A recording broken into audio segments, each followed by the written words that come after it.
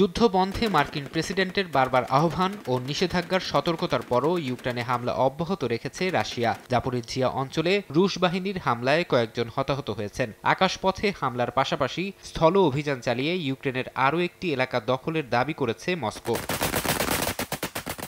জবাব দিয়ে যাচ্ছে ইউক্রেনও। সুমি ও কুর্স্ক সীমান্ত জুড়ে পাল্টা হামলা চালাচ্ছে তারা। রুশ নিয়ন্ত্রিত লুহান্স্ক অঞ্চলে ইউক্রেনের ড্রোন হামলায় কয়েকজন নিহত হওয়ার খবর পাওয়া গেছে। নিহতরা সবাই বেসামরিক বলে দাবি করেছেন স্থানীয় গভর্নর।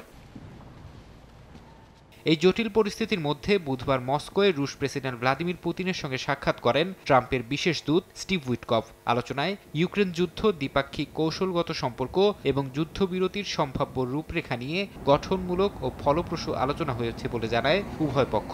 বৈঠকের বিষয়ে ট্রাম্প জানান, আলোচনায় উল্লেখযোগ্য অগ্রগতি হয়েছে এবং যুদ্ধ শেষ করার বিষয়ে সবাই একমত।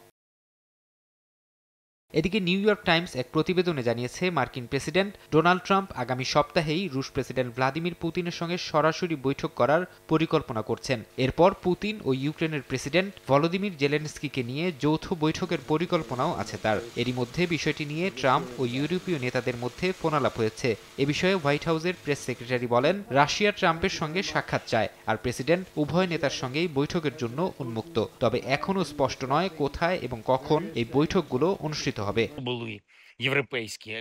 ইউক্রেনের প্রেসিডেন্ট ভলোদিমির জেলেনস্কি বলেছেন, উইটকফের সফর নিয়ে তিনি নিজে কথা বলেছেন ট্রাম্পের সঙ্গে। তার মতে যুদ্ধবিরতির বিষয়ে রাশিয়ার মনোভাব আগের চেয়ে কিছুটা নমনীয় হয়েছে, তবে সবকিছু নির্ভর করছে মস্কোর দেয়া শর্তের উপর। তিনি বলেন, ইউক্রেন ও তার অংশীদাররা মিলে একটি স্পষ্ট ও যৌথ অবস্থান নির্ধারণে কাজ করছে।